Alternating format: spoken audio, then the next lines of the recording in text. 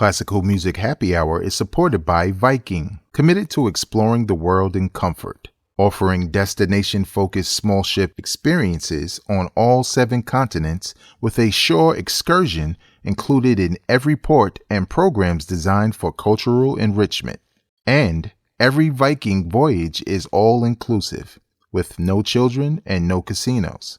Learn more at Viking.com. That part to me sounds either like going to hell or it just sounds like really, really good pot roast. From WQXR and Carnegie Hall, this is Classical Music Happy Hour, hosted by me, pianist Manny Ax. Each episode will speak with a special guest about their lives, listen to some of their favorite musical gems, play music-inspired games, and answer questions from you, our listeners. My guest today is a professor of linguistics at Columbia University, but you might know him better for his writings on language, race, and music in publications like the New York Times, the Wall Street Journal, and the Atlantic. Host of the language podcast Lexicon Valley, he is also the inexhaustible author of over 20 books. John McWhorter, great privilege to have you here. It's a privilege to be here, Emanuel. How did you get involved with music in the first place? I come from a very musical family on both sides. My mother sang with the Fisk Jubilee Singers when she was in college.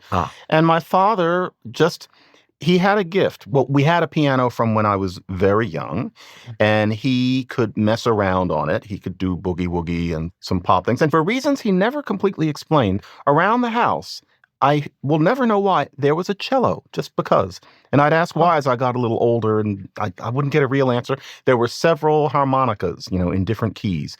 There were recorders. There was a little xylophone. There were little wooden flutes. It was just around. And so that was part of it. And then my father would play music in the house a lot. And there was a lot of jazz. There was a good amount of classical, and maybe a goodly amount of funk and soul. It was a rich musical diet that I think me and my sister, both of us originally grew up in. And so we took it into our ears. You play the piano? More or less, yeah. Yeah. Do you play everything from soup to nuts, or do you practice any particular stuff? I am self-taught, and I'm obsessive. And so I got to the point when I was a lad of being able to do Beethoven's Sonata Pathétique. That's as far as I got. That's difficult. And it is, except I didn't know, because I didn't listen to it until long, long after I started playing it. I didn't know how fast it was supposed to be. So I had it relatively slowly, and that means that you're practicing up for being able to do it quickly. And it's not a virtuoso piece, and so that one, it's just hard. That's as far as I got. I did one Chopin waltz, not very well. I'm a pretty decent cabaret pianist. So I play piano in that way, but I was never taught anything. My runs are terrible, and my scales are non-existent, but I do my best. Join the club. we all suffer from the same problems. The runs are the worst. That's why I don't do classical anymore, because you have to be able to do that.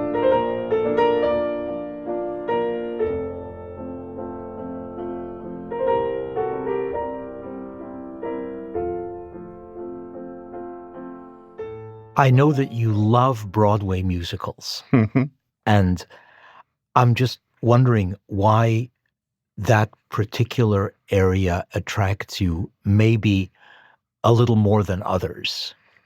Actually, it might surprise many people to know that I did not grow up with theater music. That was not what my parents played in the house. I didn't see my first Broadway show until sometime when I was in college. I made friends with somebody who was a Sondheim head, and he dragged me to see a community production of A Little Night Music, and I was just blown away. And of course, that musical vocabulary was one that I was ready for because of all the classical and all of the jazz, et cetera. I thought it was really beautiful. And then also the lyrical brilliance. I wasn't raised with a whole lot of written poetry, but this just blew me away. And then I'm obsessive. And so after I'd learned all of Sondheim, I realized he was taking a page from previous composers. And so I thought, well, who are they? What is Kiss Me Kate? How does something called On the Town sound? And so I just listened to all this and started collecting and making cassette copies. And then it just becomes, I'm collecting musicals. And so pretty soon I had taught myself the subject and I realized that there's a lot of rich music. And you're not supposed to say this. I like musical theater because I like the scores. The books are okay, and it depends. But what I'm really interested in is what's going on down there in the pit and what the album is going to sound like. Do you feel that musical theater is American opera? Yes, and I think it is the equivalent in terms of artistic depth and sophistication to opera. The excellent musicals are, quote unquote, as good as the excellent operas. I truly believe that. So, Bohème by Puccini? Mm-hmm. And that, and Rent then, by... frankly, no. What a snob that makes me sound like. But if it's, say, Most Happy Fella by Lesser, or Bohème, and I'm not being facetious, both Showboat, Jerome Kern, or Kiss Me Kate by Cole Porter, even though he didn't arrange it, he didn't orchestrate it, but the people who did it made those songs into God. I would put those things on all the same level. Musical theater is more collaborative, but the result is something that deserves very careful preservation and complete curtain to finale recordings. Kiss Me Kate is a very rich work if you just listen to the score for 2.5 hours.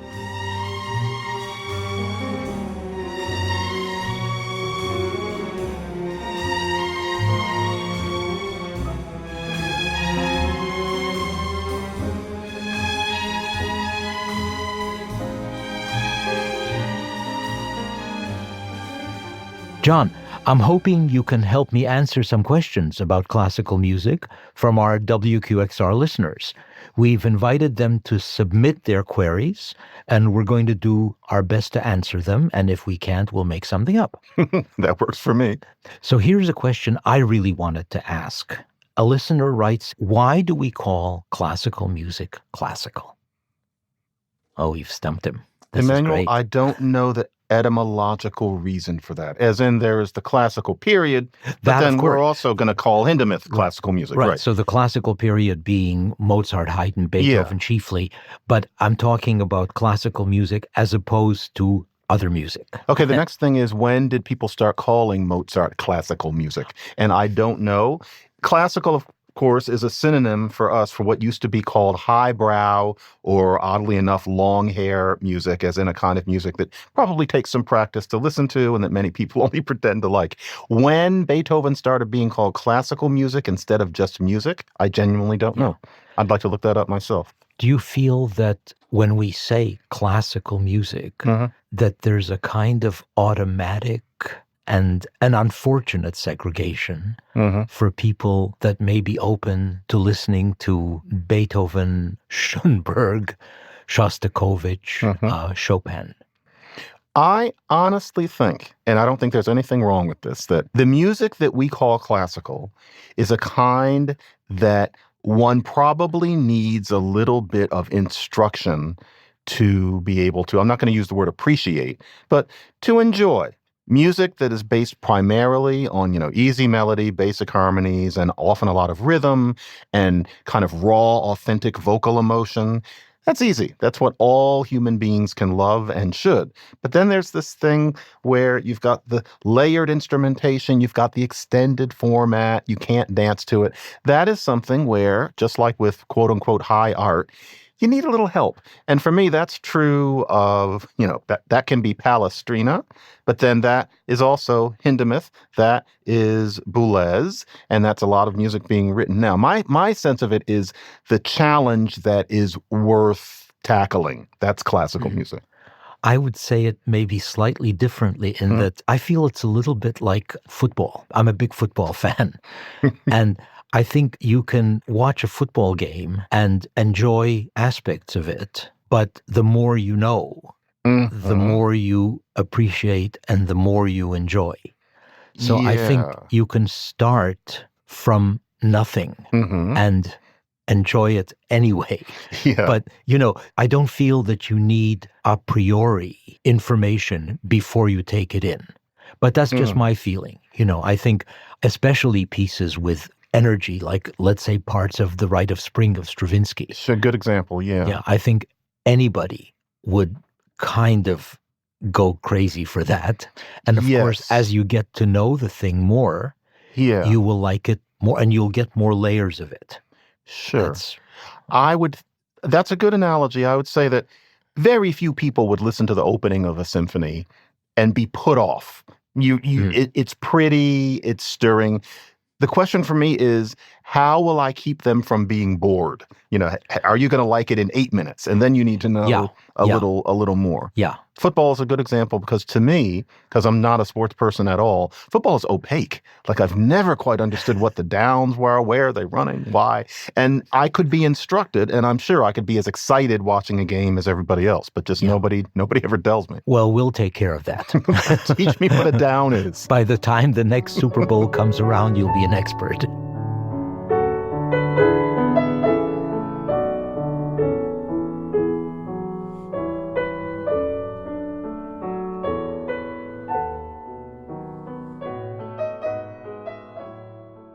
There's a piece that you really, really like that you think needs to be listened to more. Yeah. Which is the Brahms Clarinet Quintet. Very much. Yes.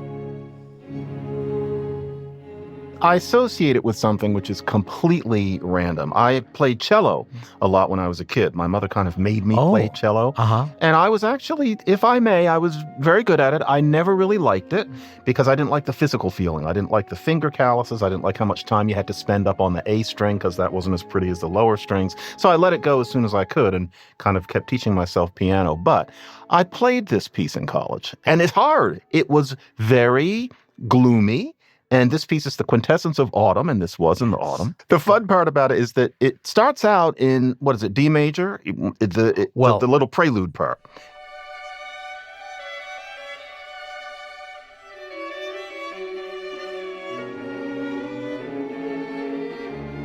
And then it goes into the B minor. Yeah. I always liked that because when they do the repeat, they go right back to the B minor and you realize, oh, that string thing in the beginning was just a prelude. I love that.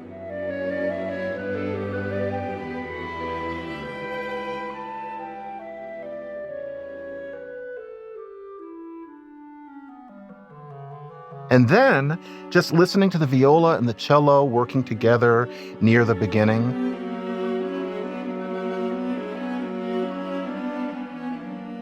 And then before they get to the transition, so there's the A and there's the B and there's the transition. Before they get to the transition, it goes down into these luscious minor key coffee ground depths.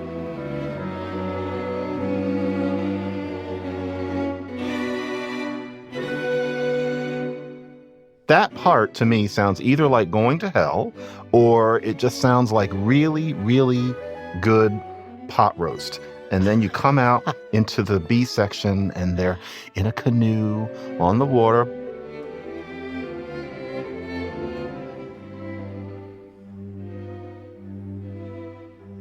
And it's autumn on the water. It's cold with the way the harmonies go. The whole thing is like that. It leaves me breathless.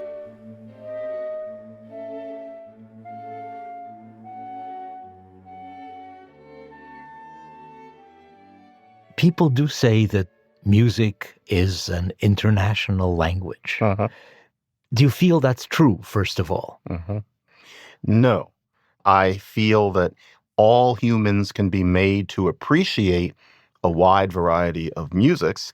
I would think music is a universal language, but when I teach students and actually just when I experience other people, including people who are very artistically sensitive, depending on your experience and how you're wired. This is something I get from actually the composer Alec Wilder. It's something that he says in his book, American Popular Song, up to 1950. He says that those of us who happen to savor harmony would be surprised at how many thoroughly brilliant people don't hear it. And he's right. It's a weird genetic thing, and also probably you have to be steeped in it. What you and I probably think of as, oh, listen to that chord, that's about as meaningful to a great many people as, for me, the brush strokes in some painting are where I can listen to it being talked about, but frankly, it does not make me cry the way it makes them cry. And you may have experienced this. Major and minor, and more to the point, especially these days because so much hip hop is in minor and yet is very up music. The idea that major is happy and minor is sad, I would say for somebody under 35 these days, increasingly less is that obvious, which means that this is not a universal language. It's just what we're taught. But maybe we get accustomed to it if we're put in that environment. I hope. Yeah. I want it to be that way. I'm Manny Ax, and this is Classical Music Happy Hour. We'll return in just a moment.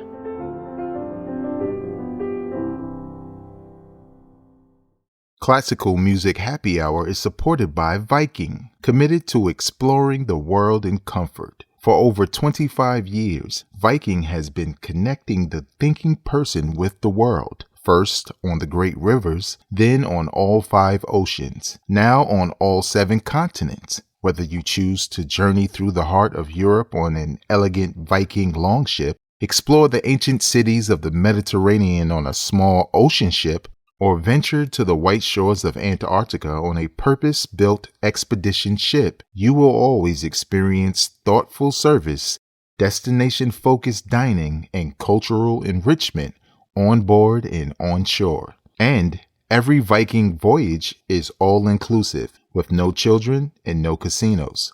Learn more at Viking.com. On Big Lives, we take a single cultural icon, people like Jane Fonda, George Michael, Little Richard, and we pull apart the story behind the image. And we do this by digging through the BBC's vast archives, discovering forgotten interviews that change exactly how we see these giants of our culture. We're here for the messy, the brilliant, the human version of our heroes. I'm Emanuel Ax. I'm Kai Wright. And this is Big Lives. Listen to Big Lives wherever you get your podcasts. This is Classical Music Happy Hour. I'm Manny Ax. Before the break, we were speaking with linguist and Columbia University professor John McWhorter. Let's go back to that conversation. What's your favorite swear word? Or what's the euphemism you would use for it? Well, the 4-letter word that begins with F is a lot of fun. It's just amazingly versatile. It's got an interesting history. So I would say that one. So fire truck is fine. Exactly. Okay, I say it all great. the time. What is your least favorite swear word? I like them all. I mean, part of the reason that I wrote the book about them is because I enjoy profanity and I find it interesting. I don't like the euphemisms. So, for example, friggin'. I always kind of feel like, oh, come on, it's after 1965. Just say it. Okay. That sort of thing. What for you was the most difficult language to learn? Russian is impossible. I don't believe that any human being genuinely speaks Russian or Polish, not to get too personal, because the Slavic languages are really some of the 100 most difficult in the world. Well, that's what I was born with. So you're so lucky. Well, only if you need to use Polish, I guess. Right. You have Beethoven Sonata number 18. Which is number 18? It's I don't even know. It's da da da. Oh, 31 number 3. I think. How do you do that? That's how I know. That's how I know them. Wow.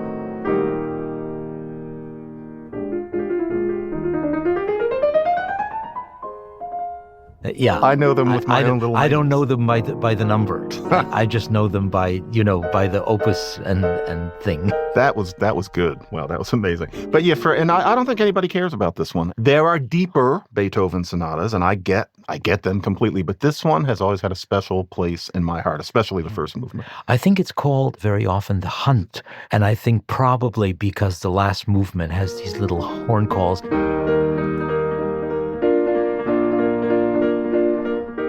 It's in E-flat, which would be natural horn. Okay, so that's why it's called that. Actually. And is it the first movement that you love so much? I love it deeply the first time I heard it. What attracts you? What in particular, do you have specific ideas on why you love it? The opening statement is not what you would expect the opening statement of a sonata to be. It sounds like a little conversation. It's like someone asking someone a gentle question, or come to me. And I find that so sweet. Nothing bombastic. It doesn't start out sounding like a whole bunch of birds flying through the sky. It's these two people, probably in a glade. And then there's nice touches. There's bum, ba bum, and then vum, vum, vum, vum. So I don't mean to stereotype, but it sounds like a woman saying something like, Henry, dear. And then he says something like, what do you want? It's actually great. It's very pretty. And then it gets deeper.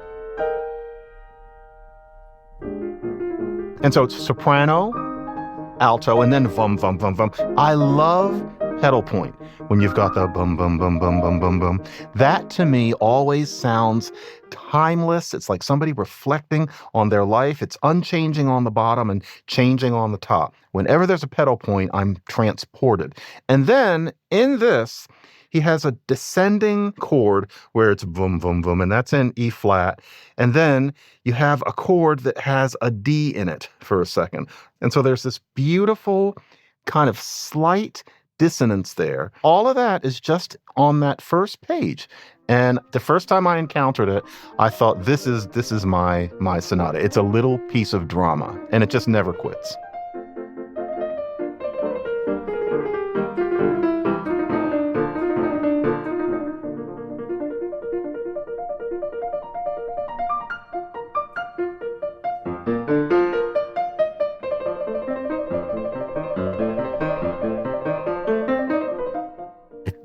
I love that description. My feeling about it is much more prosaic. and that is that he starts out and he's in the wrong key. And he doesn't know where he's going. So he's looking for it. And then how is he going to start a real piece? So he goes a little bit higher, and then he finds the actual harmony. He crawls up there, and then after all this stops, okay, I'm finally there. Let's get going. So now I'm home. So that's just another. I get that. And much more prosaic than your feeling about it. But yours actually teaches me something about mine, because I never thought about it, because I'm not inclined to play it.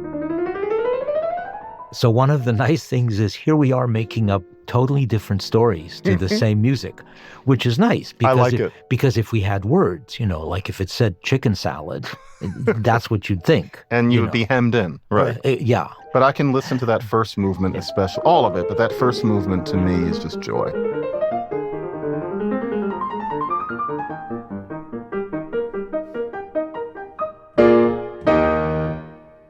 Is there such a thing as music that shocks and insults, like taboo words? I think people were genuinely put off by dissonance. And that's not only, say, listening to Schoenberg, but I know that people were put off by the more challenging chords in, say, Beethoven. It sounded like noise. You're waiting for the chocolate box, Mozart. So I would say there's that. We're more used to dissonance now, and I think a lot of people prefer it. Alan Shawn, Wallace Shawn's brother, has this wonderful book about Schoenberg where he's teaching you how to appreciate it. I learned to get Schoenberg by reading this book. It's interesting that the first name you brought up was Schoenberg.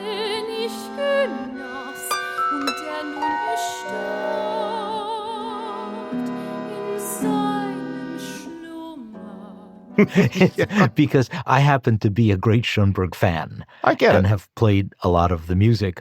But he's still kind of a figurehead for that kind of unpleasantness. Yeah. That acidity. Yes. Yeah. Yes. Bartók too. And you learn to listen in a different way.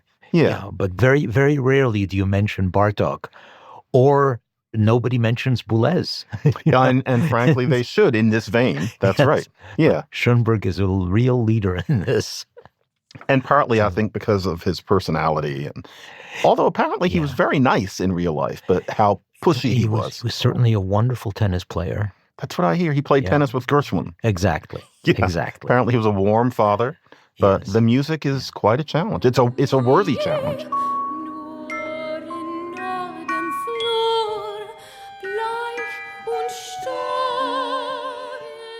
We have another question from one of our listeners. A listener writes in and asks, when I see the title of a classical piece, there are sometimes random letters and numbers. For example, Mozart's Symphony number 40 in G minor, K550. Bach's Cello Suite number 1 in G major, BWV 1007. What do those letters and numbers mean? Well, there are these bibliographical traditions that settle in randomly, and you're supposed to understand what they mean. And maybe for that reason, so many of the pieces that are better known have more evocative titles because nobody is going to walk around thinking about that sort of thing. Just to be absolutely straightforward, those are Bach's Social Security numbers. Oh, of course. I should have mentioned that. So, for example, K550 refers to a gentleman named Kuchel. Oh, the Kuchel number, right. Right. It's a number. He cataloged all of Mozart's music. He delved into every possible source and found all the pieces and numbered them. In his way. But approximately according to when Mozart wrote them, more or less. So if you look at K550, that's really near the end of Mozart's life. Right. He wrote over 550 pieces, a lot of pieces. Is the Beethoven system chronological? Because I often find it a little bit confusing. Pretty much chronological. Pretty much, yeah. Okay. It's hard to tell sometimes because Beethoven worked pretty long on certain things. So he would start, like the Third Symphony, started quite a while before it was played. Right. Same with the Fifth Symphony. So you don't know exactly.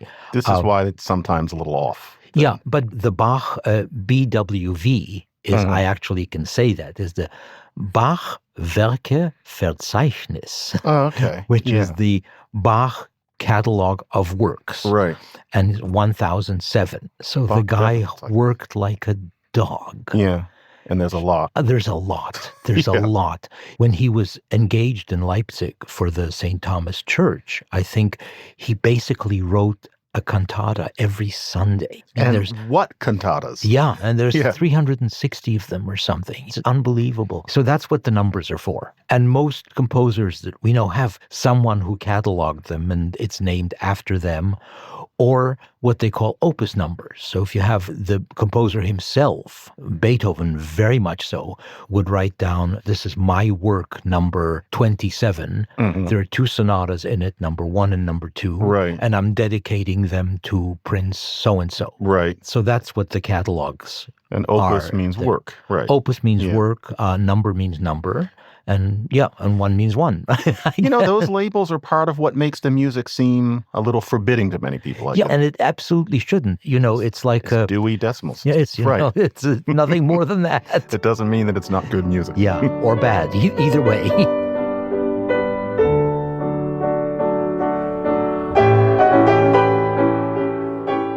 With us today is WQXR's morning host, Jeff Spurgeon.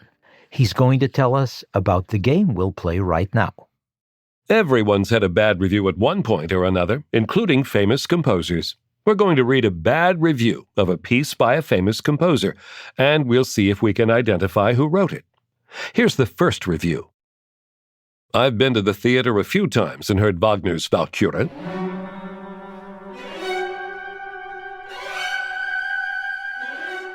From which I carried away memories of 2 or 3 glorious minutes and a whole ocean of boredom and utter emptiness.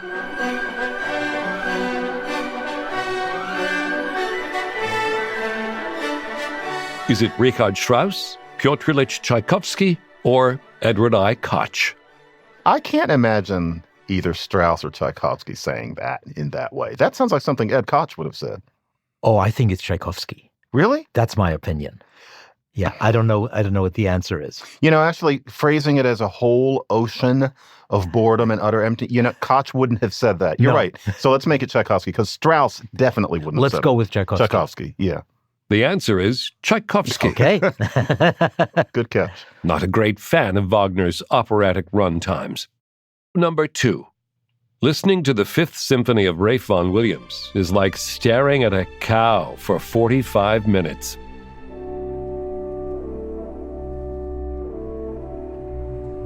Is it Aaron Copland, Anthony Tomasini, or Roy Rogers? All right, Roy Rogers wouldn't have listened. So, I don't think we need to worry with that. And Tomasini wouldn't think that, or if he did think it, he wouldn't say it. No, it's got to So be. it's gotta Be Copland. Yeah. The answer is Aaron Copland, who seemed to be incredibly bored by Vaughan Williams's Fifth Symphony. It's a fun game. And the third review is of Liszt's B minor piano sonata. That is just meaningless noise, not a single healthy idea anymore. Everything confused. A clear harmonic progression is not to be found here any longer. Is it Antonio Salieri, Clara Schumann, John Cage? And this is about the B minor sonata of Liszt. Salieri is too early, right? Yeah, he wouldn't have heard the B minor sonata. Right. Yeah. Cage would not be one to talk about meaningless noise. Yeah, and he wouldn't have heard the B minor sonata That's right. either, probably. He would not. It's got to be Clara Schumann. She was alive, and that's what she would have thought. Yeah. The answer is Clara Schumann. Unfortunate, because Liszt's piano sonata in B minor was dedicated to her husband, Robert Schumann. Yes, yes. They exchanged dedications. The Fantasy by Schumann was dedicated to Liszt, and the Sonata by Liszt was dedicated to Schumann. I haven't heard the B minor sonata, or actually much Liszt. Actually, I need to fix that. Our final review is of the Dvorak Violin Concerto.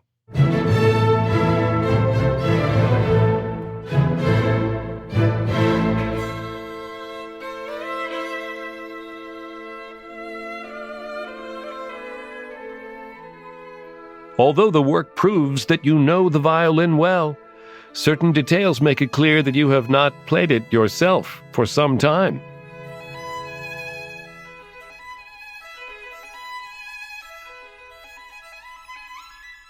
Was it József Joachim, Joshua Bell, or Jack Benny?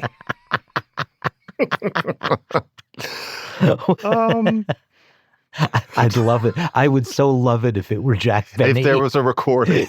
Wouldn't that be great? Well, that's what she said, Mary. Should we say Jack Benny just to be... Let's make it him. Yeah, just make it Jack Benny. The answer is József Joachim, the star violinist of Dvorak's day, who wasn't a fan of the concerto that Dvorak sent him. No, it's Joachim, of course. Of course it's Joachim, yeah. Which is the only person who actually makes sense. Yeah.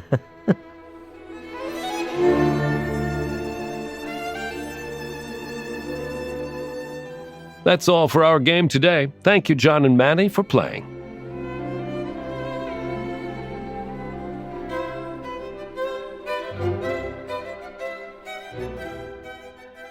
John McWhorter, thank you so much for joining us today. It's been a pleasure and a privilege. It couldn't have pleased me more. I'm Manny Ax, and this is Classical Music Happy Hour. Classical Music Happy Hour is supported in part by the Robert and Mercedes Eichholz Foundation and by Linda Nelson. Our production team includes Lauren Purcell-Joyner, Eileen Delahunty, Laura Boyman, Elizabeth Nonamaker, David Norville, Christine Herskovitz, and Ed Yim. Our engineering team includes George Wellington, Irene Trudell, and Chase Coulpon.